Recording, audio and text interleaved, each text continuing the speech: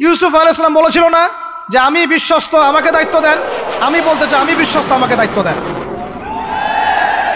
আমাকে 5 বছর সময় দেন, পুরো দেশের শিক্ষা সিস্টেম চেঞ্জ করে দেবো ইনশাআল্লাহ।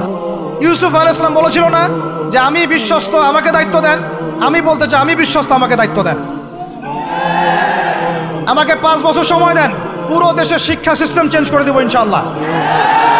প্লে পর্যন্ত এমন শিক্ষানীতি প্রণয়ন করা সম্ভব যে আমাদের বাচ্চারা একদম প্লে থেকে মাস্টার্স পর্যন্ত বাংলা, ইংরেজি, অঙ্ক এবং জেনারেল সাবজেক্টগুলোর সাথে কোরআন হাদিসের একটা অপূর্ব সমন্বয়ে পড়াশোনা করবে ইনশাআল্লাহ। একা করে দিতে পারবো ইনশাআল্লাহ তাআলা। আমাকে এরকম 100 জন শিক্ষাবিদ দেন, 100 জন আলেম ওলামা দেন, একটা প্যানেল করে দেন, পুরো দেশের শিক্ষা চেঞ্জ করে দেওয়া যাবে ইনশাআল্লাহ। যাদেরকে রেখেছেন এদের মাথায় গোবর আছে, যাদেরকে রেখেছেন এদের মাথায় টাটকা গোবর আছে। বইপত্রগুলোর অবস্থা দেখেছেন? বইপত্রগুলো ঘাটাঘাটি করেছেন? সমকামিতা প্রমোট করছে আমাদের দেশের মধ্যে, ট্রান্সজেন্ডার প্রমোট করছে আমাদের দেশের মধ্যে, আমাদের বাচ্চা কাচ্চা কচি কাঁচা বাচ্চাদেরকে শারীরিক শিক্ষার নামে যৌন শিক্ষা দিচ্ছে। এগুলো আমাদের মুসলমানদের শিক্ষা? এটা চলতে থাকলে দেখবেন অচিরেই কোনো মানুষ বাচ্চাদেরকে স্কুলে পাঠাবে না, এটা অরুচি ধরে যাবে। তখন কি হবে? কোটি কোটি স্কুল, কলেজ, বিশ্ববিদ্যালয় খা খা করে পড়ে থাকবে, কেউ পাঠাবে না ওখানে। তখন মাদ্রাসার দিকে মানুষ ঝুঁকবে আরো বেশি।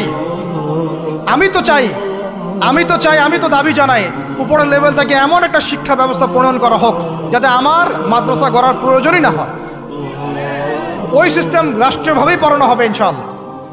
আপনি মালয়েশিয়ার দিকে তাকিয়ে দেখেন, আপনি এই যে ওয়েস্টার্ন কান্ট্রির মধ্যে অনেক কান্ট্রি আছে, অস্ট্রেলিয়ার মতো জায়গাতে আছে, ব্রিটেনের মতো জায়গাতে আছে, কোনো কোনো ক্ষেত্রে আপনি লেবাননকে দেখেন, ইয়েমেনকে দেখেন, জর্ডানকে দেখেন, কাতারকে দেখেন, সৌদি আরবিয়াকে দেখেন, অনেক কান্ট্রি আছে। ভালো কাজের তো প্রশংসা করতে দোষ নাই, দোষ আছে?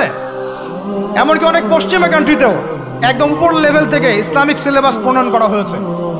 তার মানে এমন না যে তারা সায়েন্সকে গুরুত্ব দেয় নাই, ম্যাথকে গুরুত্ব দেয় নাই, ফিজিক্স পড়ায় নাই, অ্যাস্ট্রোফিজিক্স পড়ায় নাই, ইকোনমিক্স পড়ায় নাই, বিষয়টা এমন না। তারা ফিলসফি পর্যন্ত পড়িয়েছে। ঘাটাঘাটি করেন, অনলাইনে সব মজুদ আছে। এমন শিক্ষানীতি প্রণয়ন করা সম্ভব একদম প্লে থেকে নিয়ে মাস্টার্স পর্যন্ত। আমার ছেলে ইমামতিও করবে, এদিকে বিমানও উড়াবে ইনশাআল্লাহ। আমার মেয়ে ডাক্তারও হবে, এদিকে দেখবেন হাফেজাও হবে ইনশাআল্লাহ। একজন মুফতি সাহেব তিনি ফতোয়াও দিবেন, একই সাথে বিশ্ব অর্থনীতি সম্পর্কেও জানবেন ইনশাআল্লাহ। একজন আর্মি অফিসার তিনি যেমন সামরিক ক্ষেত্রে লিডার হবেন, তেমনি দেখবেন ফিকহের কিতাব মোতালা করে ফতোয়া দিতে পারছেন ইনশাআল্লাহ। এই যুগটা এটা কোনো মানে স্বপ্নের যুগ নয়, এই যুগটা ছিল এক সময়।